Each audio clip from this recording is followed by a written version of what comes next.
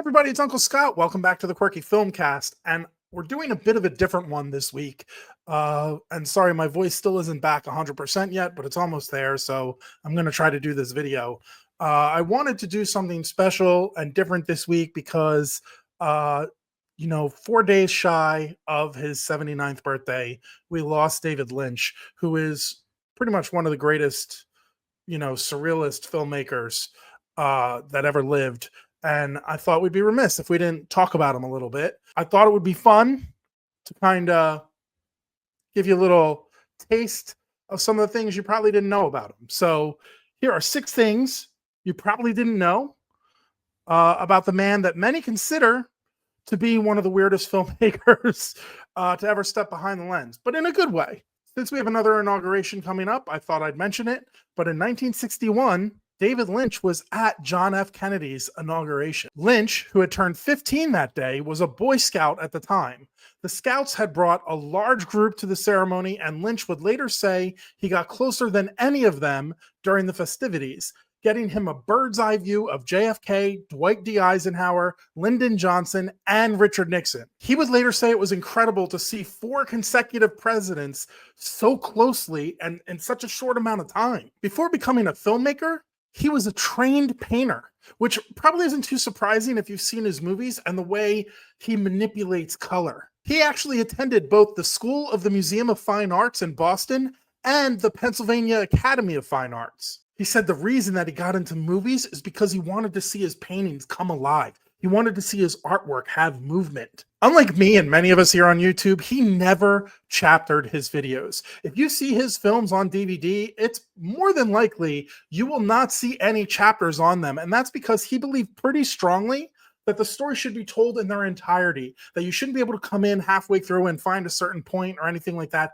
He wanted you to experience the whole thing. He was an all or nothing kind of guy. Amazingly, Lynch directed at least one film under each of the 5 modern MPAA ratings. Other directors have apparently done it too, but I just find it so insane. Like, imagine Tarantino trying to direct a G-rated movie. Here's the rundown from Lynch. The Straight Story got a G rating. The Elephant Man is PG. Dune came in at PG-13. Blue Velvet, Twin Peaks, Mulholland Drive, and a slew of others got an R rating, unsurprisingly. And Wild at Heart got an NC-17, which was later edited down to an R after premiering at Cannes, but since it was actually shown to the public in the original rating form, that counts. And to do you one better, Lynch's debut film, Eraserhead, was released with no rating at all. This next one may be hard for you guys to believe, but Lynch actually turned down an offer to direct Star Wars: Return of the Jedi. George Lucas could see the visionary Lynch was and wanted to incorporate that into his mega hit sci-fi trilogy. So he approached Lynch with the offer. Amazingly, Lynch turned him down. Why? Because he firmly believed Lucas needed to do it and stay true to his vision for the story. Although we all know Lucas gave the reins to Richard Marquand. Lastly, the Oscars are right around the corner, so I thought I would at least talk a little bit about awards that Lynch has been nominated for and, won.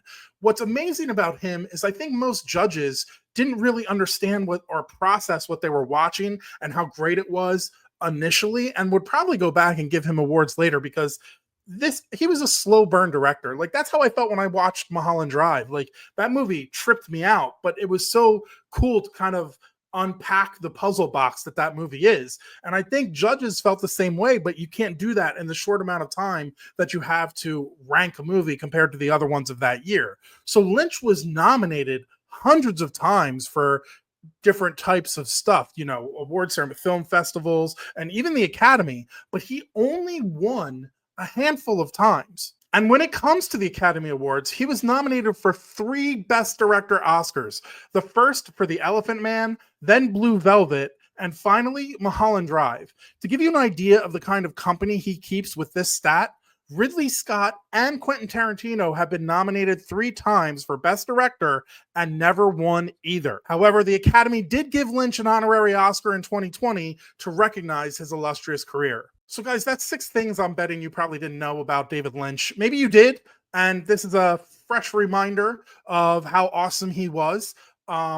It is definitely a loss to the film community. He really was a kind of visionary, surrealist.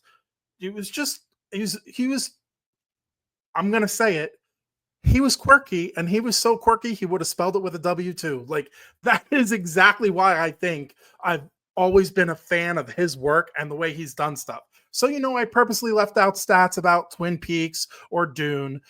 He never really liked the way Dune turned out, which that is well versed and well known if you want to look that up. And I didn't get into Twin Peaks because I don't have the time to try to explain the movie, the TV series, get into all of that, other than to say, like, he changed the TV landscape. Like, the X-Files wouldn't have existed without Twin Peaks. Lost wouldn't have existed without Twin Peaks. Even though Lost was more big budgety, how it ended up, and with the, with the black fog and everything, like, that has stems and roots in the stuff that David Lynch was doing with Twin Peaks. He was blowing people's minds with a way to approach things. He had characters reappearing. It was, I can't go down that rabbit hole because we'll be there forever, but it just shows you what kind of true artist he was, which I also think comes from one of my favorite stats from this video is that he was a painter first, and then he just wanted to see his art with movement, and that's how he became a director. Like, that's such a naturalistic way to go from, one art to the other, and I think we're all the better for it. So, rest in peace to the legend. And like I said before, a great loss to the film community. And I just wanted to share with you some of these cool things that I knew about him and I thought you would enjoy as well. That's going to do it. There's a much shorter, truncated version of the film cast, but I thought it was important to recognize the man.